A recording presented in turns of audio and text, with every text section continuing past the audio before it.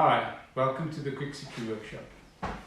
Today I'm going to show you how to make a backup power system if there's load shedding and you don't want to necessarily run a generator, and basically all I want to do is to run my fridge, a couple of lights and the internet, and maybe also have a backup power for my 3D printer.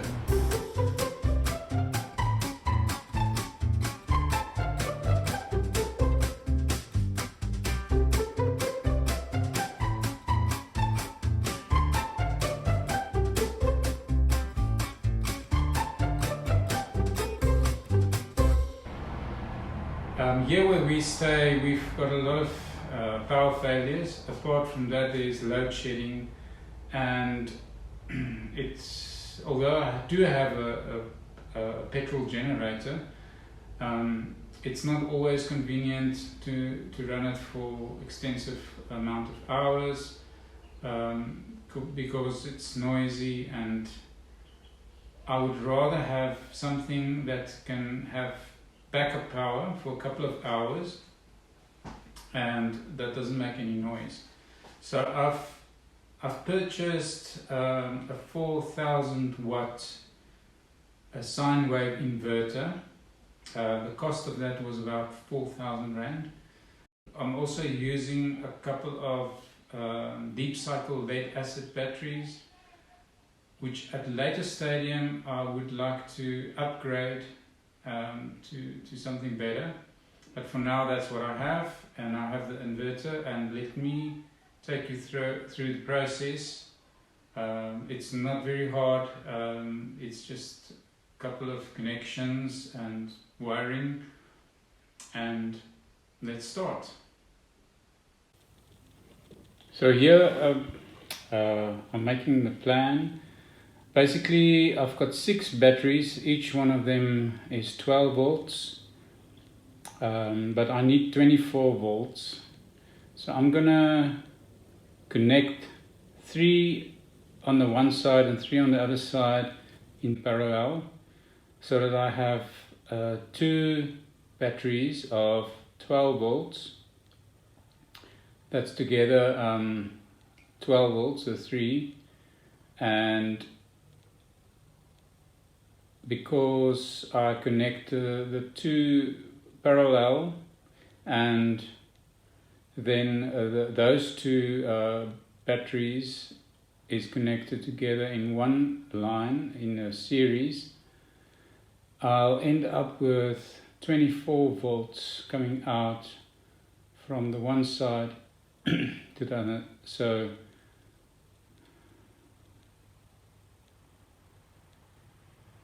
I should have 24 volts coming out here, and it's 6 batteries that will give me a longer volts per hour, amperage per hour. So each battery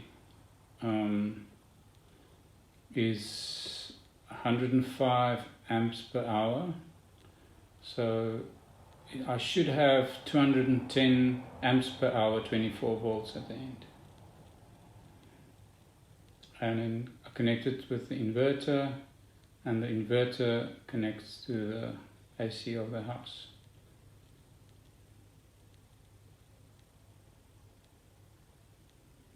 So these are the things that we need. We need the inverter, we need batteries, and we need a charger to charge the batteries. We need terminals, we need cables, and some tools, a drill, a saw, some soldering, a heat, a flame, a vise, a hammer, pliers, and some cabling. So this is the inverter. It is 4 4000 watts, that's 4 kilowatts. It's got an input for 24 volts DC and an output of 220 AC. And this is the charger.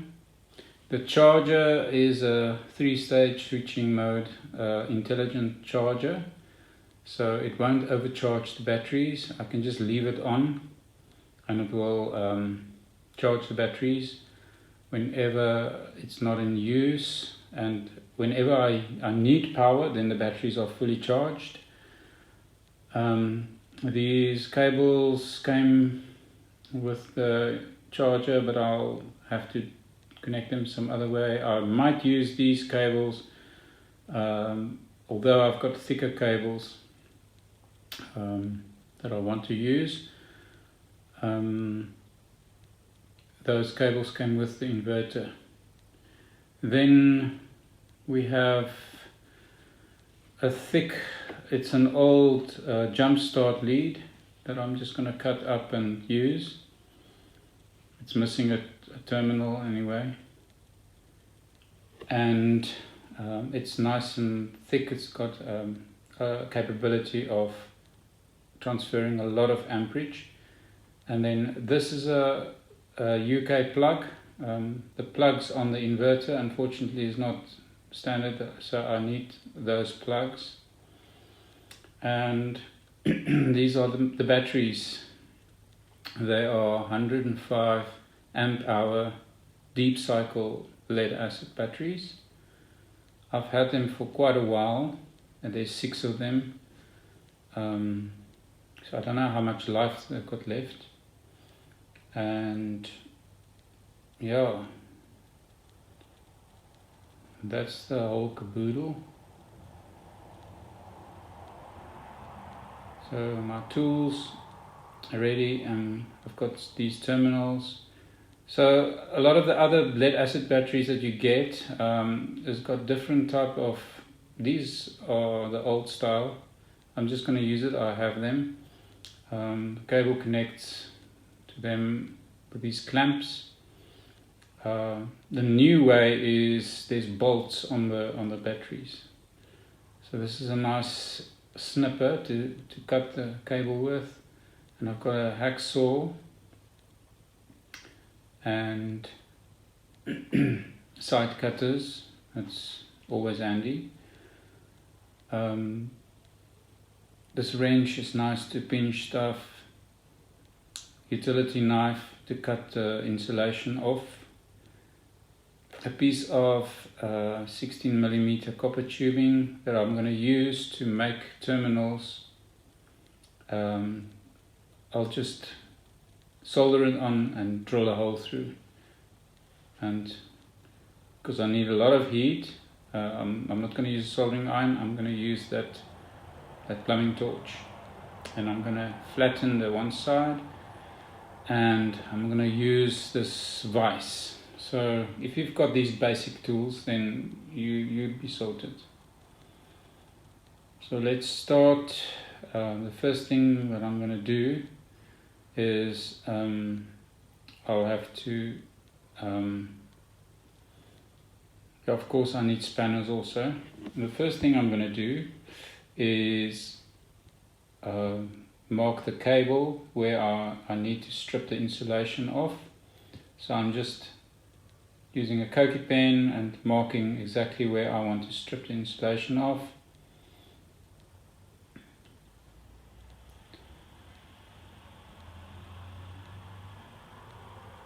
And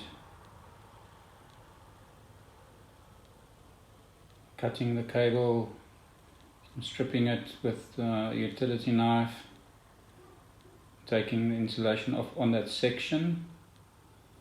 It's better to do it this way than to cut the cable into short pieces, and then you end up having to join it anyway. So that's why I went for this route of only stripping the insulation on the places where I want to attach the terminal clamps.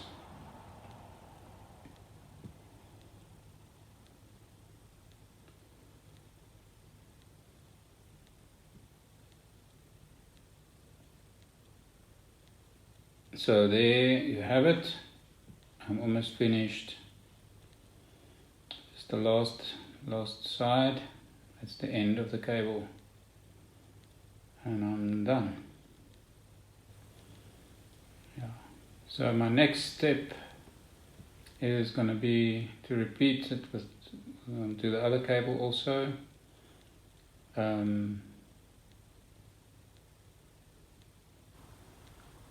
Now I'm cutting off 2 pieces of copper tubing and I'm fitting it in there, heating it up with the torch and putting some soldering in.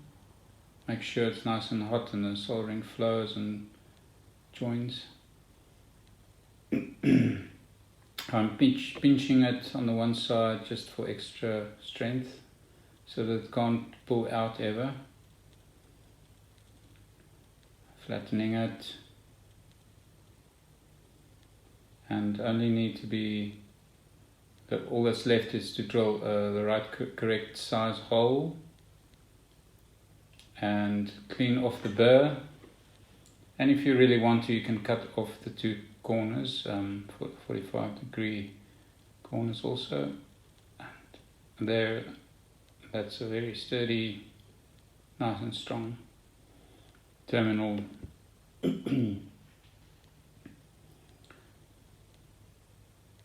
I'm joining all the cabling now to the batteries.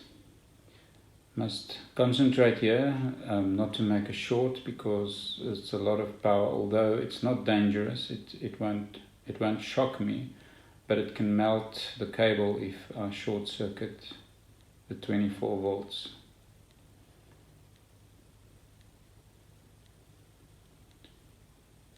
Make sure everything is nice and tight.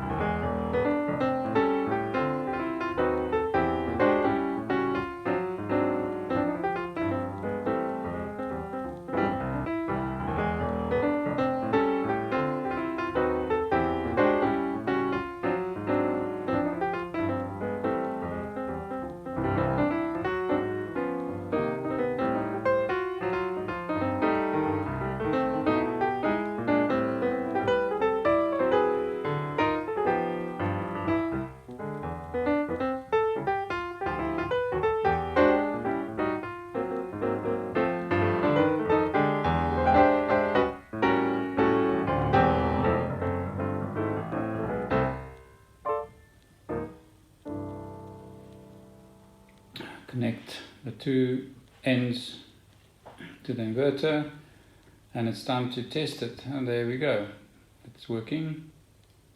Now to connect the charger, I'm just going to connect it on the somewhere, it doesn't matter where, I can just connect it on to the plus and minus of the 24 outlet. Here I'm making 2 ring terminals to put on the inverter itself.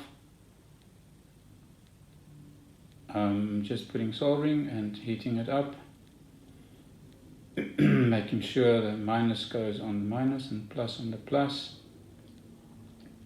and then other ends stripping it and adding some soldering. So those must go somewhere. I can just pinch it into the same clamp. I'm just going to pinch it. I'm not going to solder it. I'm just clamping it on the plus side and on the minus side of my 24 volts.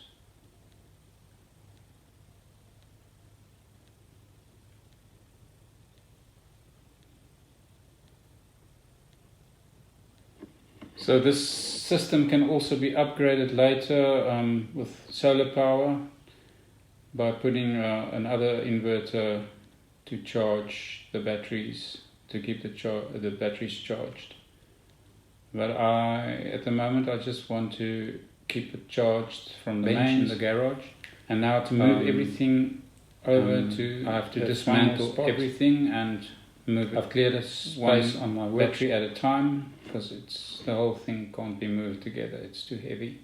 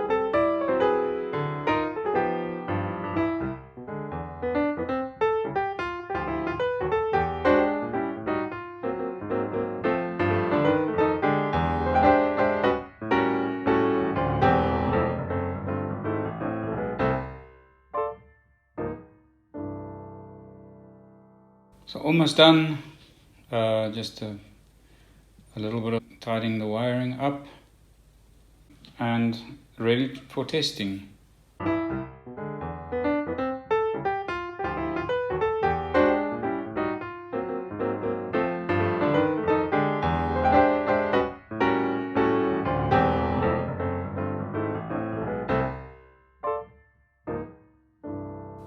So this is the setup. There's the 6 batteries. I ended up having to lengthen the one side, and I've used those 2 terminals after all, but I just use them together. And there's my 220 coming out. It's actually 26.6 volts. Batteries are fully charged.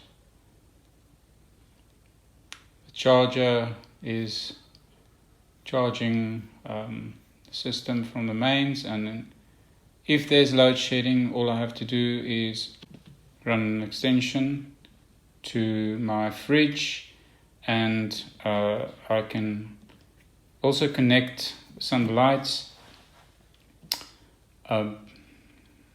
It really works great. We've run it already. It ran the fridge for about 6 hours and there was no problem.